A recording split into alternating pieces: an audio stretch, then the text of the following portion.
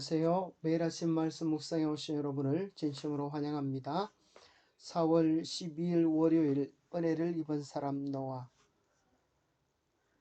시대 때 온 인류가 죄를 지어 멸망에 빠졌을 때 노아는 어떻게 하나님께 은혜를 입고 구원받는 하나님의 참 백성이 되었을까요? 기억절. 그러나 노아는 여호와께 은혜를 입었더라. 생각할 문제. 노아의 신앙의 특성은 무엇인가? 노아가 하나님과 어떤 관계를 맺고 있었는가? 오늘 우리에게 주는 교훈은 무엇인가? 노아의 신앙의 특성을 창세기 6장 9절에서 이렇게 이야기합니다. 이것이 노아의 족본이라. 노아는 의인이요 당대의 완전한 자라. 그는 하나님과 동행하였으며. 노아의 신앙적 특징을 세 가지로 묘사하는데요. 그는 의인이고 완전한 자다. 그리고 하나님과 동행한 자이다. 세 가지로 표현되어 있지만 결국 한 가지일 것입니다.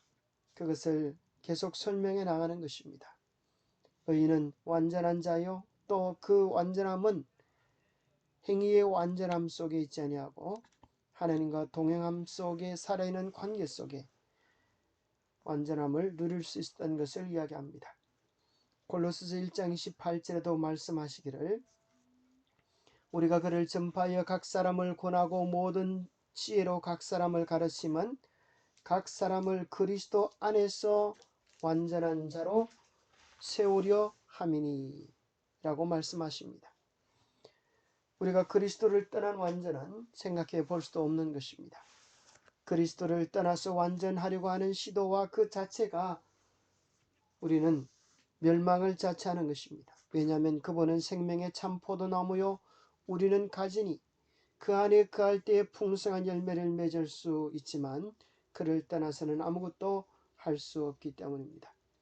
그래서 노아처럼 우리도 하나님 안에서 그리스도 안에서 그 사랑과 살아있는 관계 속에서 완전함을 누려야겠습니다. 로마서 8장 1절 2절에는 이야기하기를 그러므로 이제 그리스도 예수 안에 있는 자에게는 결코 정죄함이 없나니 이는 그리스도 예수 안에 있는 생명의 성령의 법이 죄와 사망의 법에서 너를 해방하였음이라 말씀하십니다. 그리스도 예수 안에 있는 진정한 경험이 우리를 정죄에서 죄의 비난에서 구원받을 수 있는 유일한 길인 것입니다. 예수 그리스도를 그렇다고 해서 예수 그리스도를 옷 입는다고 하는 것을 예수 믿는다고 하는 이름만 가지면서 죄를 마음대로 저지르도 되는 신앙을 죄의 면죄부로 사용하는 것과는 전혀 다른 것입니다. 예수 그리스도를 정말 삶의 주인으로 모시고 매 순간 그분의 뜻에 순종하며 살아가는 삶을 이야기하는 것입니다. 매 순간 주님을 의지하며 그 음성에 순종하며 살아가는 그 관계를 오늘 교과에서는 구원의 관계, 생명의 관계라고 설명해 줍니다. 의심할 바 없이 노아는 여호와 하나님과 더불어 구원의 관계를 맺고 있었다. 그는 하나님께서 함께 일할 수 있는 사람이었고 하나님의 음성을 듣고 순종하였으며 그분을 신뢰하는 사람이었다. 그래서 여호와께서는 노아를 당신의 목적을 이루기 위해 사용하실 수 있으셨다.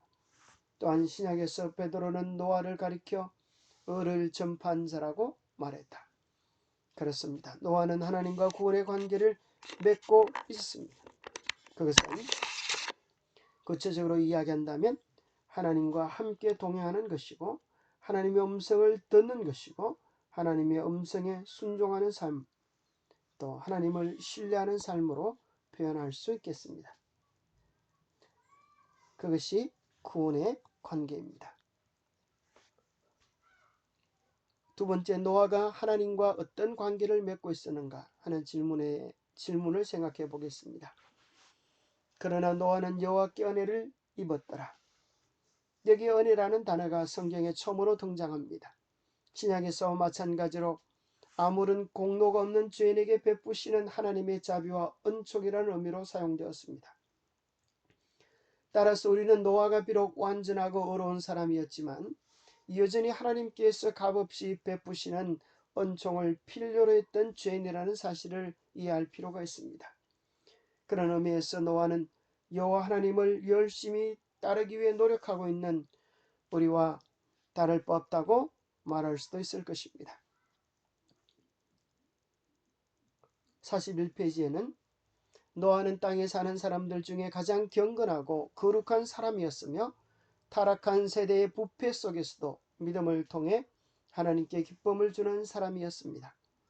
히브리서 11장 7절의 말씀에 의하면 노아는 아직 보이지 않는 일에 경과심을 받아 경외함으로 방주를 준비하여 그 집을 구원하였을 뿐만 아니라 그의 믿음으로 세상을 정죄한 사람이었습니다. 하나님은 오늘도 이런 노아 같은 믿음의 사람을 찾고 계시는 것입니다. 어떤 사람은 이렇게 생각할 수 있습니다. 수많은 사람들 가운데 하나님은 노아라고 하는 한 사람을 편애한 것은 아닌가.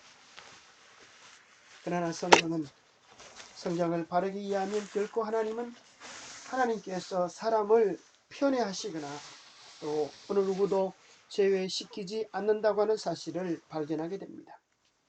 마태복음 5장 45절에 우리 하나님의 마음을 이렇게 표현해주고 있습니다. 이같이 한즉 하늘에 계신 너희 아버지의 아들이 되리니 이는 하나님이 그 해를 악인과 선인에게 비추시며 비를 의로운 자와 불의한 자에게 내려주심이라 하셨습니다. 하나님의 품성의 가장 명확한 표현이 하늘에서 우리의 필요를 위하여 쏟아지는 생명의 광새는 해와 이 대지의 목마름을 채워주는 비로 묘사되어 있습니다. 하나님께서 해를 악하다고 해서 주지 않으시고 착하다고 해서 더 많이 주시는 것이 아니라 모든 사람에게 골고루 내려 주시는 것입니다.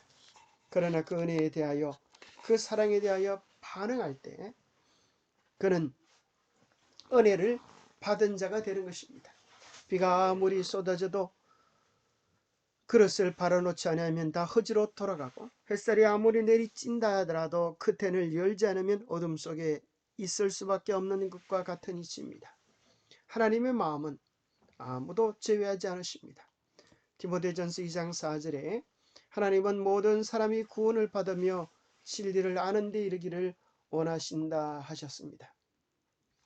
영감의 교훈입니다. 창조주께 기쁨을 주는 사람. 비록 타락한 세대의 부패 속에서도 노아는 그의 창조주께 기쁨을 주는 사람이었다.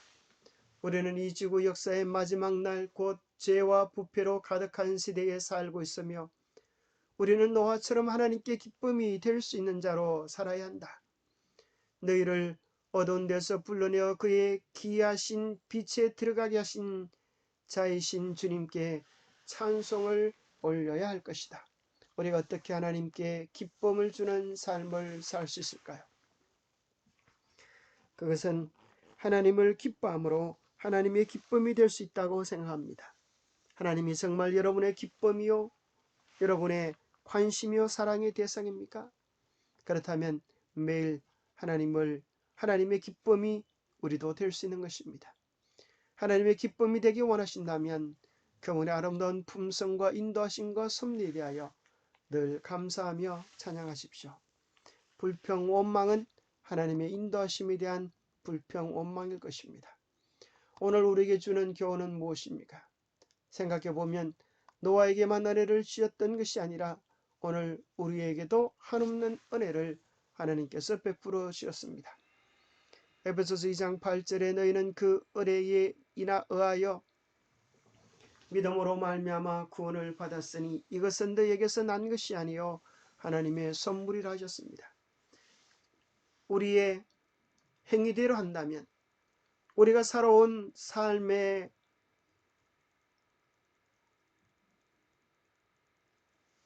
선과 악으로 우리를 보응하신다면 우리는 마땅히 죽어 없어져도 족한 죄인입니다.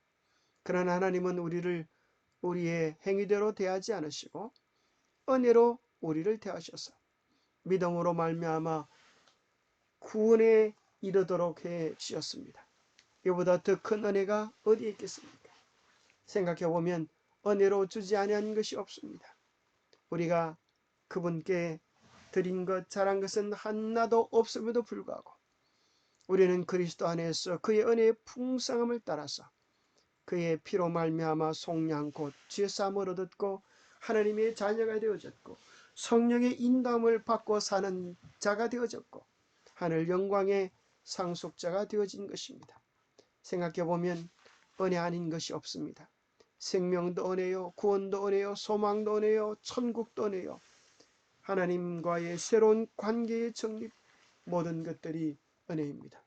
그러면 우리가 은혜로 하나님의 자녀가 되었으니 어떻게 반응해야 할까요? 이제 우리가 은혜 아래 있고 법 아래 있지 아니하였으니 아무렇게나 행하고 죄를 마음껏 지어도 괜찮을까요? 아닙니다. 그럴 수 없습니다. 우리가 정말 은혜를 아는 자들은 그 은혜에 보답하기 위하여 우리의 마음의 사랑과 헌신과 정성을 그분께 드릴 수밖에 없습니다.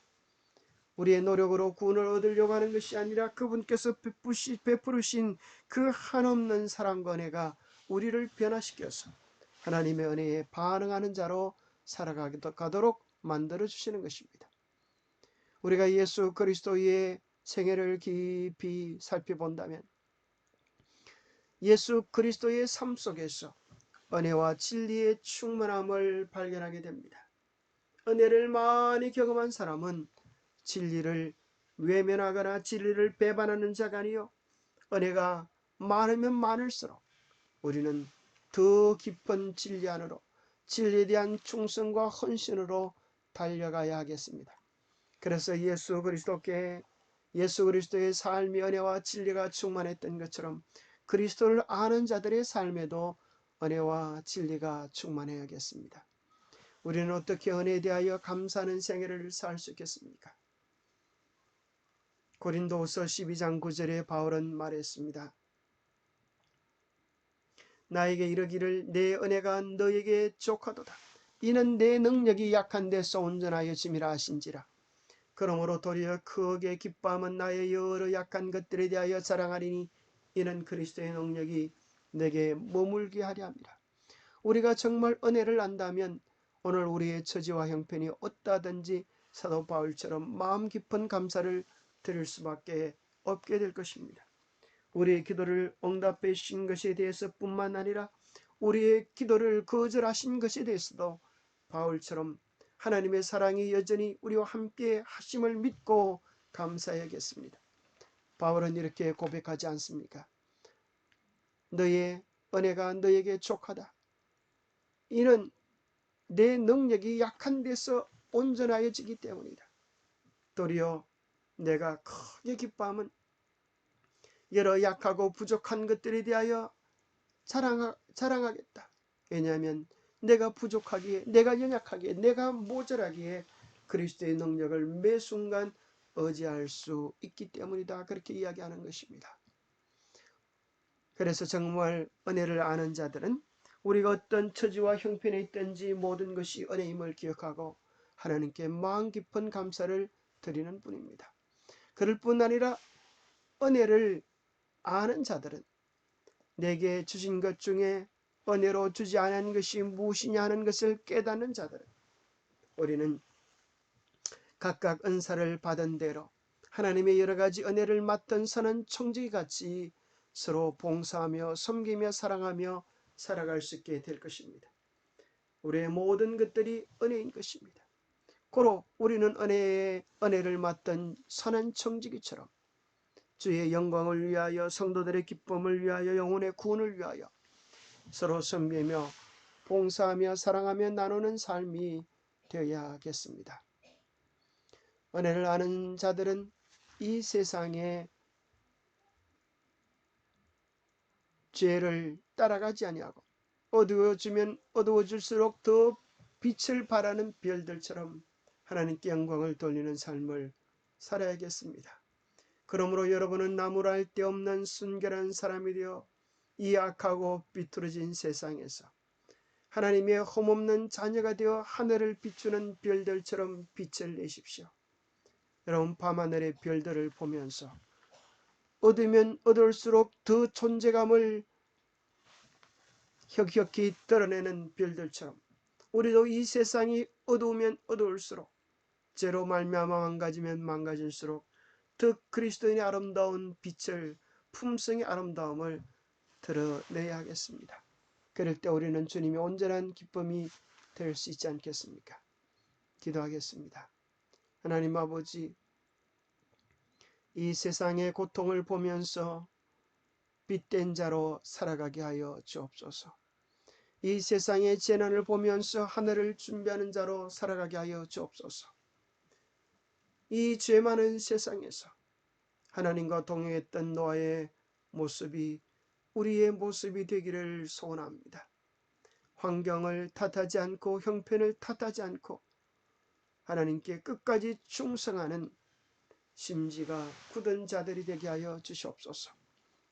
우리의 마음의 중심을 늘 주님을 향하여 드리게 하시고 하나님의 주권 속에 살아가는 노아처럼 매일 은혜를 입고 은혜의 삶을 살아가는 우리 모두가 되게 축복하여 주시옵기를 우리 주 예수 그리스도 이름 머지하여 간절히 간구하옵나이다. 온 세상 가운데서 특별한 은혜의 주인공이 되었던 노아처럼 우리도 하나님께 그렇게 반응하며 살아가는 우리 모두가 되기를 바랍니다. 주님과 동행하는 복된 하루 되시기 바랍니다. 감사합니다.